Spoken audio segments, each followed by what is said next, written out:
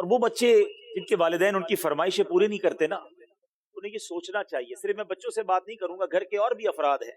زوجہ بھی ہے، بیٹی بھی ہے، وہ کہتی ہے ابو آپ ہمارے لیے کچھ لاتے نہیں ہیں، بیوی کہتی شوہر سے آپ کچھ لاتے نہیں، اس بیچارے سے تو پوچھو اس کی مجبوری کیا ہے۔ تو وہ اسے گھر سے نکلتا ہے، چاہے سردی ہو چاہے گرمی ہو، کوئی موٹر سائیکل پر جاتا ہے، کوئی بس پہ بیٹھ کے جاتا ہے، کوئی دو بسیں بدل کے جاتا ہے،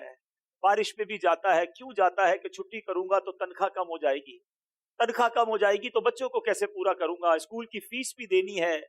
بچوں کے لیے کپڑے بھی لانے ہیں، کھانا بھی وقت پر لانا ہے، ہر چیز ہمیں تیار ملتی ہے۔ اس کی سورس کون ہے؟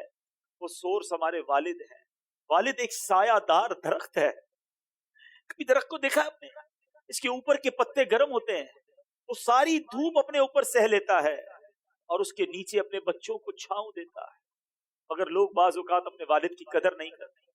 اپنے والد سے الجھتے ہیں، اپنے والد کو برا بھلا کہتے ہیں۔ یاد رکھیے نبی پاک صلی اللہ تعالی علیہ وسلم کا فرمان ہے، میرے آقا فرماتے ہیں، اس کا مضمون یہ ہے کہ والد کی رضا میں اللہ کی رضا ہے اور والد کی ناراضی میں اللہ کی ناراضی۔ کبھی اپنے باپ کو ناراض مت کرنا، اگر وہ بوڑھے ہو گئے ہیں تو اب تمہاری باری آئی ہے، ان کی خدمت کرو، انہیں یہ احساس دلاؤ کہ اب میری باری ہے آپ کی خدمت کرنے کی۔ ہم اپنی ماں کو تو کہہ بیٹھتے کہ ماں میں تم سے بہت پیار کرتا ہوں، میں ساری دنیا کے بچوں سے پوچھتا ہوں کہ کب اپنے باپ کو کہا تھا کہ ابو آئی لو یو، والد صاحب میں آپ سے بہت پیار کرتا ہوں، آپ دنیا میں آج میں جو کچھ ہوں ابا جان میں آپ کی وجہ سے ہوں، یہاں تک پہنچایا مجھے آپ نے ہے۔ ارے جس نے انگلی پکڑ کر چلانا سکھایا، جس نے ہر مشکل میں کہا گھبرانا نہیں، میں تمہارے ساتھ ہوں، کہیں پھنس جاتا تھا تو ابو کے پاس آتا تھا، وہ کہتے بیٹا میں سنبھال لوں گا۔ اب وہ جب چلے گئے اب پتا چلتا ہے کہ کون ہے جو سنبھالے گا۔ بوڑھے ہو گئے نا تو اب خدمت کرو ان کی ڈانٹ کو برا مت سمجھو۔ جب بندہ بڑھاپے میں آ جاتا ہے تو چڑچڑا ہو جاتا ہے، بچپن اور بڑھاپا برابر ہوتا ہے۔ جب ہم چھوٹے تھے ہم نے بڑی ضدیں کی، ہم نے بہت اپنی باتیں منوائیں، اب سمجھو والد صاحب کا جب بڑھاپا آ گیا تو میں نے ان کی باتیں ماننی ہے، ان کی غصے کو برا نہیں ماننا، ان کے ٹوکنے کو برا نہیں ماننا۔ کبھی باپ کا دل مت دکھانا، یہ مت کہنا کہ آپ کو نہیں معلوم، ارے اسے کہتے ہو کہ نہیں معلوم، جس نے ہمیں چلنا سکھایا، جس نے ہمیں کھڑا ہونا سکھایا، ہر مشکل میں جس نے ہماری مدد کی۔ خدارا میں ساری دنیا کے بیٹوں سے، ساری دنیا کی بچیوں سے، ساری اولاد سے گزارش کرتا ہوں، اگر تمہارے والد زندہ ہیں ان کو خوش رکھنا، اور بوڑھے ہو گئے تو اب احساس دلاؤ ان کو کہ ابو جان آپ نے بڑا کام کیا ہمارے لیے،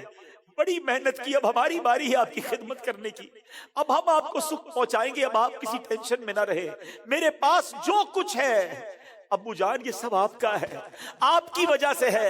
تف ہے اس اولاد پر جو اپنے والد کو کہتی ہے کہ یہ میرا ہے آپ کا نہیں ہے، میں نے کمایا ہے آپ نے نہیں کمایا۔ یہ کبھی مت کہنا میرے پاس جو کچھ ہے، جو شرافت ہے، جو عزت ہے، جو دولت ہے، وہ سب کچھ ماں باپ کی وجہ سے ہے، وہ والد کی وجہ سے بالخصوص ہے۔ اپنے والد کو بڑھاپے میں خوشی دینا، اور جن کے ماں باپ چلے گئے اب ان کے لیے خوب ایصال ثواب کرے، ان کی قبر پر جایا کرے، وہاں دعائیں کیا کرے، بڑی پیاری دعا ہے۔ آؤ آخر میں مل کر ہاتھ اٹھائیے، اپنے ماں باپ کے لیے جو قرآنی دعا ہے وہ کرتے ہیں، اللہم ارحمہما کما ربیانی صغیرا، اے اللہ ہمارے ماں باپ پر رحم فرما جیسا انہوں نے بچپن میں ہم پر رحم فرمایا۔ جن کے ماں باپ زندہ ہیں مولا ان کو حیاتی عطا فرما، صحت عطا فرما، نیکیوں والی طویل زندگی عطا فرما، اور جن کے ماں باپ چلے گئے اے اللہ ان کی قبروں کو جنت کا باغ بنا دے، ان کی بے حساب مغفرت فرما۔